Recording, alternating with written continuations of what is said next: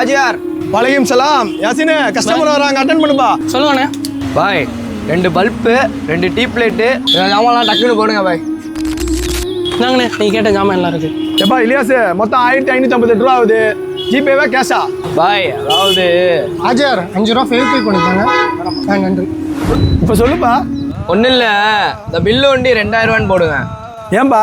இல்லை ஆஜியார், ஓனர் கொடுக்குற சம்பளம் பத்தமாக அடிக்குது. அது மாதம் நம்மளானுக்கு கொஞ்சம் சம்பளம் ஏற்றிட்டீங்கன்னா நல்லா இருக்கும். அதெல்லாம் அப்புறம் பேசிக்கலாம். நான் முதல்ல சொன்ன பொருளை வாங்கிட்டு வா. அதில் 1500 போட்டிருக்கு. நீங்கள் 2000 எழுதி கொடுத்தீங்கன்னா மீதி காசை நான் வச்சுக்கல.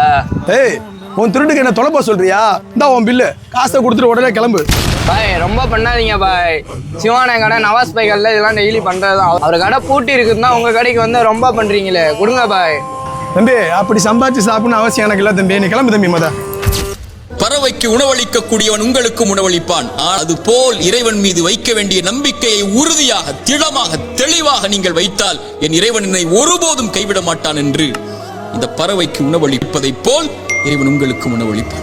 மரணத்துக்கு பிறகும் நன்மைகள் பெற இறை இல்லம் கட்டுமான பணிக்கு உதவிடுங்கள். ஒரு பங்கு 2300 ரூபாய் மட்டுமே. இப்போதே ஸ்கிரீனில் தெரியும் கூகுள் பே பேங்க் அக்கௌண்ட்டுக்கு உதவிடுங்கள்.